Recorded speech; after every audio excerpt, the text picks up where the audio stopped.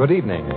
This is Ken Roberts, greeting you for Philip Morris, and inviting you to listen to another adventure of Casey, crime photographer, ace cameraman who covers the crime news of a great city. Written by Alonzo Dean Cole, our adventure for tonight, Death of a Stranger.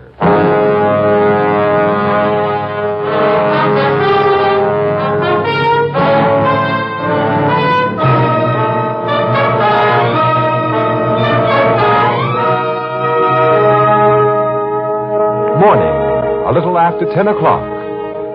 Behind a massive desk in the richly appointed office that is a part of his home sits Robert Hayden, whose lucrative business is the buying and selling of rare stamps. A door opens and his brother enters. What do you want, Ronald? An old fellow outside wants to see you. Who is he? He wouldn't give me his name. He said you'd know who he was if I told you he has, the 3 skilling orange error. He has the 3 skilling orange error? Well, don't ask me for an explanation. He wouldn't give me any. For your information, Ronald, the 3 skilling orange error is a Swedish stamp. The only one known to exist is owned by an ex-king who would be a most unlikely visitor to this office. Your man outside is a nut. Get rid of him. But the old chap acted perfectly sane. I said get rid of him. Very well. Oh, wait, Ronald. Can't you learn the least thing about a secretary's duties? I've done something wrong again? You've just wasted my time, Ronald. Look, I've had to support you most of your life, and mine. When my son Horace was taken ill, you offered to take over his job. But you've been nothing but a bother. Now, file these letters, and correctly, please. I'm going upstairs and see Horace. He's gone out for a walk. Why, the doctor told him to stay in bed. Oh, that young fool. If he has a relapse when I need him, I'll see if he's gone out. Answer that telephone and say that I'm out. Wait. I'm expecting a call from my son, Arthur. If it's him on the wire, say I'll have that check for him this afternoon, and not to bother me about it before then. What check? Oh, he'll know about it. Pick up that telephone. I'm going up the back stairs. Robert Hayden's office. His secretary speaking. Well, you're learning, Uncle Ronald. Soon you'll be a better secretary than I am. Oh, it's you, Horace. Mm-hmm. Is Dad there? He just went upstairs to raise the dickens if he found you out of bed. Well, I'm down in Market Square. I walked all the way here, and I feel fine. Oh, your dad won't like it. Does he ever like anything I do or you do? The only member of the family who ever gets a decent word out of him is my little brother, Arthur. Is he around now? No, but your father's expecting him, I think, to pick up a check. Another check for the fair-haired boy, huh? When I want extra money, the old man tells me to live on the salary he pays me. Well, now, Horace, your father tries to be... Uncle Ronald! What? Come here! Someone help! What was that, Uncle? Your brother, Arthur, he's yelling. Hold the wire, Horace. Uncle Ronald! What's wrong, Arthur? I just came into the outer office, and I found that man. Look at him. Good. Arthur, Ronald, what's going on here? Who is that? That's the stranger who wanted to see you, Robert, the man who gave me that message. There's a knife in his throat. I found him slumped in the chair like that. Is he dead? Yes, Arthur, the man's dead. Looks like suicide.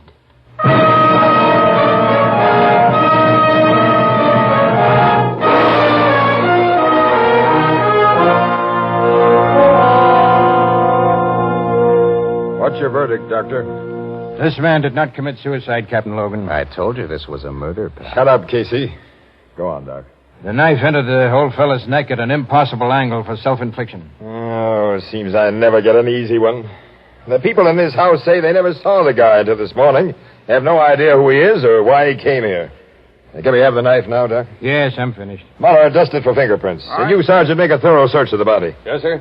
Can I interview the people who found the body now, Captain? You've already interviewed her, Miss Williams, and Casey got their You pictures. sent him upstairs before we could finish our job, That's pal. all we know It's about. all I know so far. We heard exactly the same story from Robert Hayden, his brother, and his 2 sons. No prints on the knife, Captain. That's just swell. Did you find anything on the body, Sergeant? Looks to me like the killer went through the guy's pockets, Captain. How about identifying marks in his clothing? No labels, no laundry marks to help us either. The guy must have had a wife who washed his clothes, or he did it himself. He doesn't look to me like a fellow who'd do his own laundry. Why? Well, look at his face. You can tell he was a nervous, sensitive, artistic type, Logan. His kind go dirty before they'll do boresome jobs like washing clothes. Yeah, this guy had an interesting face, Annie. Mm-hmm. Yeah. Well, that's a nice face. At a time like this, you talk about an interesting face? Sergeant, ask the Haydens to come downstairs, all of them. I want to talk to him again. Right, Captain? You think one of them may have been the killer, Captain? Miss Williams, how can I think anything yet about this case? I merely asked. Hayden has quite a fancy setup in this big old house, hasn't he? He's many times a millionaire. Did he make his dough in the rare stamp business, Logan? No, in the stock market. I understand he made a big killing there and sorted the proceeds away, quit speculating, and made a business out of what had been his... I've heard that he's recognized as one of the world's greatest authorities on philately. On what, Annie? Philately. It means stamp collecting. Oh. You wish to ask us further questions, Captain? Yes, Mr. Hayden. Come in, all of you. Well, I'm sure there's nothing any of us can tell you. This lower floor of your house is devoted entirely to your business, Mr. Hayden? Yes, it's kept separate from my living quarters. My clients enter this reception room directly from the street as they'd enter a shop. My private office is in there, and my secretary has a room off that door. Your son has acted as your secretary? My eldest son, Horace, until several weeks ago when he was taken ill. Since then, my brother has attempted the work. Very clumsily, I'm afraid. Of course, you might have trained Arthur to take my place, Dad. I have no head for business, Horace. You simply have no head, Art. No, look, that's enough, boys. But Mr. Ronald, you say the stranger gave you the impression that his message about the 3-skilling orange error would mean something to your brother? Mr. Casey... The stranger couldn't have given such an impression. He didn't know me, and I didn't know him. My question was addressed to Ronald, Mr. Hayden. Well, I did believe the stranger knew you, Robert. He seemed so confident that you'd see him. You're a fool. Now, Mr. Hayden, you left your private office shortly after you received the stranger's message. Yes? You didn't come into this reception room then? No. I went directly up the back stairs, and I didn't come down until I heard my son Arthur yelling for help. I thought something was happening to him. Arthur. Yes, Captain? You said you walked in here from the street and saw the dead man. That's right. I've never seen a fellow just stabbed himself. It seemed all I could do was yell for help. At that time, Horace, you were talking to your uncle over the phone, huh? Yes, Mr. Casey. I'd called Dad's office from a booth in the Market Square drugstore. I held the wire while Uncle Ronald went to learn the reason for Arthur's yells, and when he came back on the wire and told me the reason, well, I naturally flagged a cab and hurried home. You reached here before we cops did, Mr. Horace. Yes, you policemen certainly took your time in getting here. Well, if you'd correctly reported the stranger's death, we'd have come here faster, Mr. Hayden. What do you mean? You said the man had committed suicide. But we found a murder. Murder? That man didn't kill himself? He did not kill himself. Well, but then, who killed him? And why? That's something I think one of you 4 men can tell me. Now he's thinking, Annie. Yes, Casey. And I wonder where it'll get him.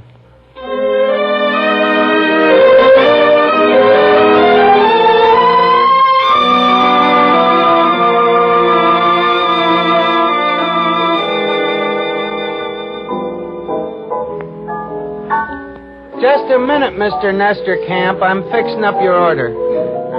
You say Logan got nowheres with them Haydens, huh, Casey? No, nowhere at all, Ethelbert. They haven't changed their stories a bit. And the victim's identity has to be known before Captain Logan can hope to prove that one of the Haydens or anybody had reason to kill him.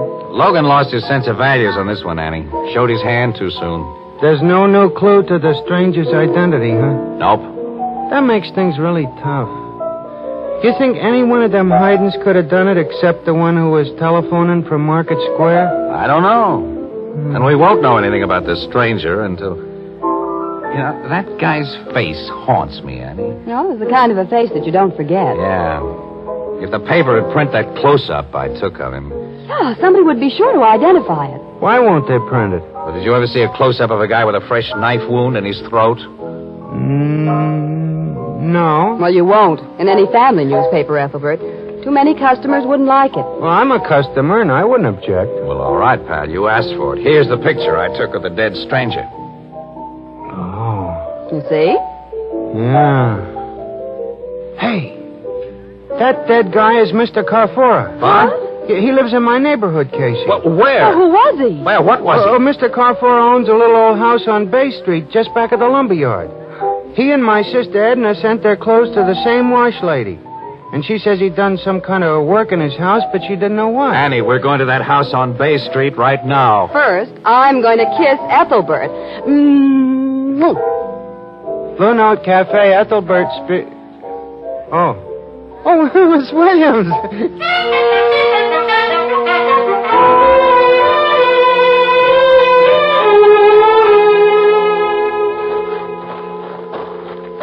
That must be the place, Casey. Yeah, it is the place, kid. It's the only house in the back of the lumber yard. Well, it's so dark, I can't see whether that's lumber piled back there or what. Well, I got a flashlight here. We should have phoned Captain Logan to join us. We'll let that lug in on this after our exclusive is in the bag. Come on, Annie. You're going to break into the house? Not break in exactly. I'm kind of handy at opening doors without causing any damage. Well, I hope we can find something in there that establishes a motive for Kafara's killing. I have a hunch we will find something. Casey! Explosion. It was in Kafara's home. Hey, look, the place is on fire. That man. He's running from the house. You stay there, Annie. Casey, come back here. I get a good look at that. He's shooting at you. Your flashlight. Shot it right out of my hand. That was foolish, mister. You got no target now. Another miss, fella. Try again. Now, that gun flash gave me a target. Now I've got you. Casey! Casey, where are you? I can't see. Answer me, Casey. Answer me. Oh.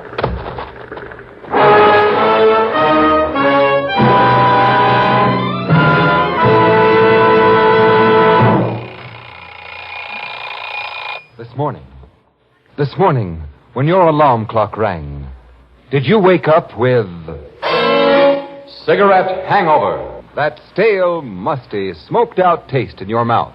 Cigarette hangover. That tight, dry, uncomfortable feeling in your throat. That's what takes the joy out of smoking. And when that happens to you, it's time to change to Philip Morris. Remember, Philip Morris is the one, the only cigarette proved definitely less irritating, definitely milder than any other leading brand. That fact is recognized by eminent medical authorities. No other cigarette can make that statement. Remember, top-ranking doctors, eminent nose and throat specialists actually suggest Philip Morris in cases of irritation due to smoking. That's why we say, if you're tired of cigarette hangover, join the millions and change to Philip Morris. You, too, will discover in Philip Morris a milder smoke, a fresher, cleaner smoke than you've ever known before. Yes, you'll be glad tomorrow you smoked Philip Morris today. Philip Morris, America's finest cigarette.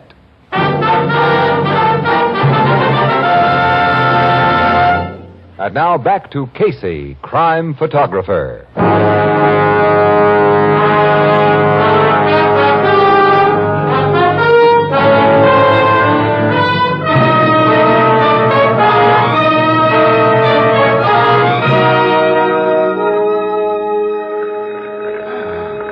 Sure you're okay, Annie? Yeah, I didn't really black out, Casey. The wallop I got was just a glancing blow. There's a welt on my head the size of... Don't sit up. Sit still for a while. Don't try to move. We got to get away from here, kid. That burning house is throwing out too much heat. And smoke. Somebody's turned in a fire alarm. Yeah, the trucks are coming. I hear them. And it'll be too late to salvage much from that little shack. Any evidence we might have found there is ashes by now. The man who shot at us and slugged us set that fire. Sure did. Annie, we may find out something more. What you picked up? A gun. A hot revolver with an empty cylinder. Oh, that man dropped it after he hit us with it, huh? And it might tell us who he is. Let's get it to Captain Logan. Wait a minute, Annie, wait. The firemen will be on the job in a minute. They'll cool off that little house in a hurry. I want to see what's in the ashes.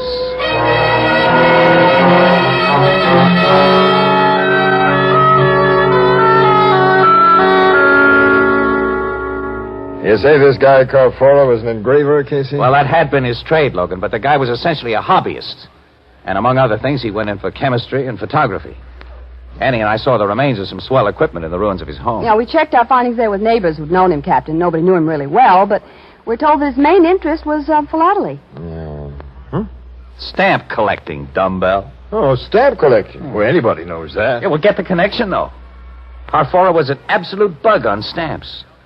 He bought them constantly and is supposed to have owned some very rare books on the subject. His collection apparently was destroyed by the fire. And that fire was no accident, pal. It was set by the guy who slugged Dan and me. Have you any idea why? Captain Logan, Yes, Sergeant? I just got the report on the gun Casey found, sir. Oh, good. Swell. Well, let's have it. A permit for a revolver of this make and serial number was issued 6 months ago to Arthur Hayden. Arthur? Well, that's the youngest son and his father's favorite. Arthur's the one who discovered Carforo's body. Sergeant, issue an order for the arrest of Arthur Hayden.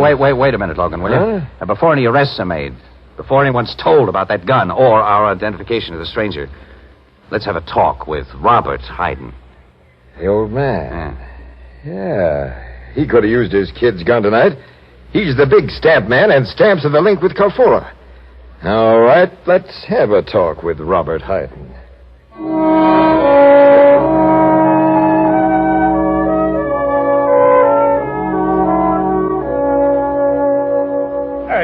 This is an imposition, Captain. Well, why should I open my office to you at this time of night? Because it affords more privacy than your living rooms upstairs, Mr. Hayden. And we'd like to have privacy. For more idiotic questions about the death of that unknown man, Mr. Casey? We'll try to keep our questions a little short of idiotic. You haven't up to now. But citizens must cooperate with the police, I suppose. Please step into my office. Ladies first, Miss Williams. Thanks. Now, what can I tell you that I haven't already told you before? First, Mr. Hayden, what business did you do with Angelo Carfora? Angelo Carfora? Mm-hmm. Is the name familiar? Well, of course it is. I never forget a client, at least not a client who gave me cause to remember him, as this Carfora did. Well, Casey, we didn't expect him to admit, no. Well, tell us about Carfora. Well, he did business with me for a long time, buying only seconds, stamps that are damaged in one way or another and worth only a fraction of normal value. But quite frequently, he submitted undamaged stamps for my opinion as to their genuineness. I found all of them to be forgeries, except the last one he sent, which was a perfect postmaster provisional. Oh, his business meant little to me in a monetary way, but he had a feeling for stamps, and I enjoyed his interesting letters. I never met the man personally, but... You never met him? No. Why do you ask me about Carfora? I thought you were only concerned about that murder. Angelo Carfora was killed in your reception room this morning. What? He was the stranger. This is incredible. How long since you heard from Carfora? At least a year, maybe 2 years. Why was he killed in my place? Mr. Hayden, have you bought some very rare stamps in the last year or so? Stamps you paid a lot for? Yes. Less than a month ago, I was lucky enough to get a Mauritius twopenny blue. Several weeks before that, I acquired a 9-pence lilac brown of Ceylon, and but you don't know about stamps. These are among the blue chips of philately. I paid a high price for them, but they were perfect specimens. So who did you buy them from? Well, I've made all my best buys lately through the... Oh! That gunshot. Slug got Hayden in the chest. Fired from that doorway. And then the door slammed shut. It's locked now. Lend me some of your weight, Casey. Right. That opened it. Miss Williams, see what you can do for Hayden while we... Help him! Logan! I see. Break, you two. Break! This gun was on the floor beside him, Logan, a hot gun. It's Arthur's gun, Captain. I knocked it from his hand. You gave me no chance to explain, Uncle Ronald. You can explain now, Mr. Arthur. Both this gat and the one you dropped at Carfora's place tonight. But I don't know what... I heard a shot. What's happened here? Horace, your brother Arthur. Shot his father. Arthur? No, I didn't. Captain Logan, I'm afraid nothing can be done for Hayden. He's dead. Arthur Hayden, I'm placing you under arrest for murder. No. Hold it, Logan. What? Let's get this picture straight before you The arrest picture's anybody. straight enough, Mr. Casey. I caught Arthur with the gun in his hand. But I didn't shoot him. I just picked up that gun when Uncle Ronald grabbed me. Just picked it up? Yes. I just come into this hall, through the street door in the back. And then I heard a shot and loud voices in Dad's office. I ran this way and I saw the gun on the carpet. Without thinking, I picked it up and just then... Is that the best story you can think of, Arthur? But it's true. Horace, I swear it's true. Whereabouts in the hall were you, Mr. Ronald, when you saw Arthur with that gun? At the foot of the back stairs. I was on the floor above, and when I heard that shot, I came down 3 steps at a time. The shot brought you too, Horace? Yes, down the front stairs. Now, you were the first on the scene, Arthur. Did you see whoever dropped that gun? No, he got away before This is nonsense. Nobody dropped that gun, and nobody got away. My brother is the killer, Captain. Sure, Casey, it's as plain I as... don't agree. Why not? Because Hayden was killed to cover up the murder of Carfora. And Arthur doesn't fit the Carfora picture as I see it now. Look, Casey, Arthur discovered Carfora's body. You were slugged with Arthur's gun outside Carfora's house. And now Mr. Arthur Hayden is found with the murder gun in his hand a few seconds after his father's been bumped off. What more do you want? A probable link to Carfora. Well, I don't understand. Arthur, you got a check from your father today, didn't you? Yes? How big was it? What was it for? It was $2,000. I owed a gambling debt. Again? Okay, Horace, okay, I'm no good. Dad was always paying out money to get me out of trouble. The old man was my friend, as well as my father. As my brother's favorite son, Arthur, will inherit most of Robert's estate. But I never even thought of that. If you did, you never needed Carfora. But who is this Carfora? The name isn't familiar to you, Mr. Ronald? No. How about you, Horace? I never heard the name until you mentioned it. You're a liar. I beg your pardon? How long were you your father's secretary? About 10 years. During those 10 years, like any confidential secretary, you opened your boss's mail, read it, and took his dictation when he answered it, didn't you? Yes, But you never heard the name of Carfora? Hey, what is this? You know what it is. Your father made you work while your brother was allowed to play. You hated both of them for that. You never had enough money. And through Carfora, you saw a way to make big money. I don't know what you're talking about. Oh, yes, you do. You played both your father and Carfora for suckers. It was easy to keep apart while you were on the job as secretary. But when you were taken sick and your uncle was put in your place, you foresaw trouble. You could think of only one way to avoid it. You knew Carfora would come to the office this morning. So you got out of bed against orders to be ready for him. When your uncle left the reception room to deliver that message about the Swedish stamp, you killed Carfora. Oh, you're crazy. I was a mile away in a drugstore in Market Square when Carfora was killed. I talked to Uncle Ronald from a phone booth there. Yes, he did, Mr. Casey. How many phones are there in this big house, Mr. Ronald? Lines, I mean, not extensions. Why, 3. You used one of those 2 other lines to call the office line, Horace. You were nowhere near Market Square. You can't prove that. You know about the dermal nitrate test? Dermal nitrate. It'll show that you fired a gun tonight. You're not going to send me to the chair? Logan, Drop that knife, No, let me kill myself. You don't read any easy way out. Here.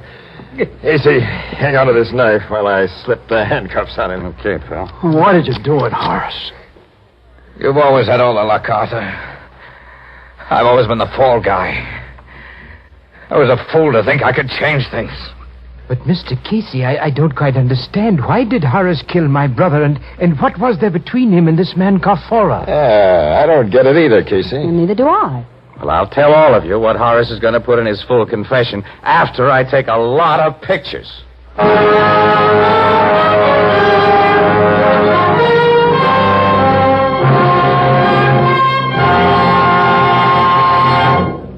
We'll join our friends at the Blue Note in just a moment. But first, it's a wonderful feeling.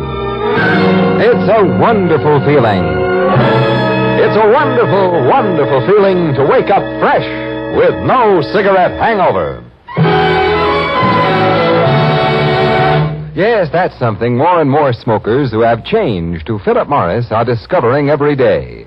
Millions of new smokers now enjoying in Philip Morris a milder smoke, a fresher, cleaner smoke than they've ever known before. And for a good reason. For in Philip Morris, they enjoy the one cigarette proved definitely less irritating, definitely milder than any other leading brand.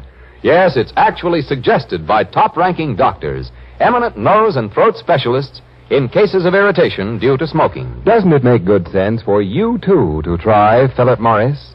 Yes, join the millions and see what a difference it makes, what a pleasure it is to smoke America's finest cigarette. Next time you step up to a cigarette counter, call for Philip Morris. And remember, you'll be glad tomorrow you smoked Philip Morris today.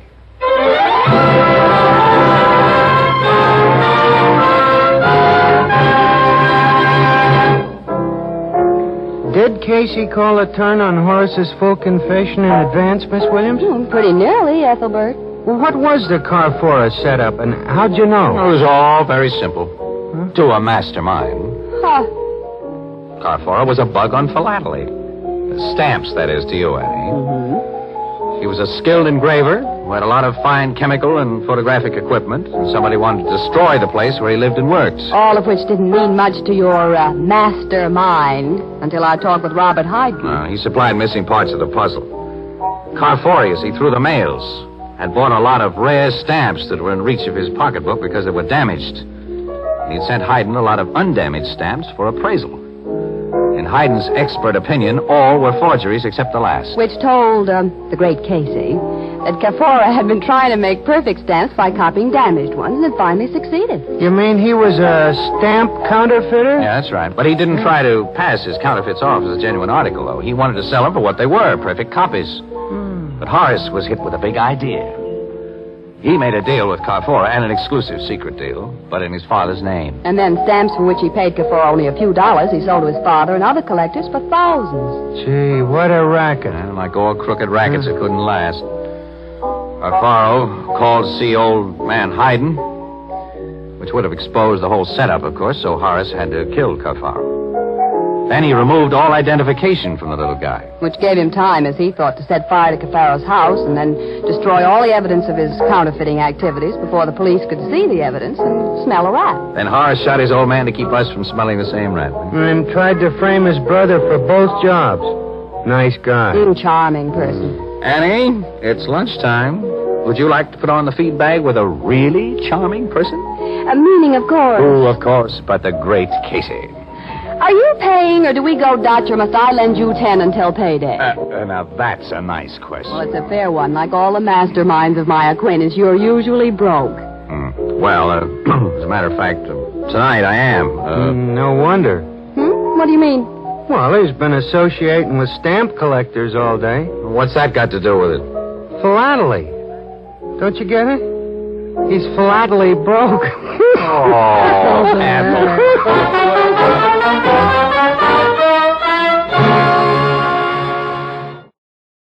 See you next Thursday, same time, same station, when Philip Morris again will present another exciting adventure of Casey, crime photographer, starring Stotts Cotsworth.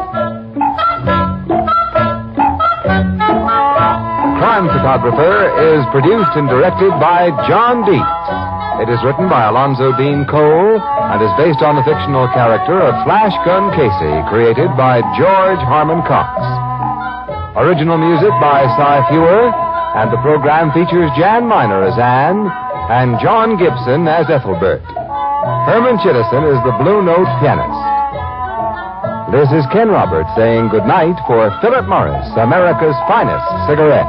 This is CBS, the Columbia Broadcasting System.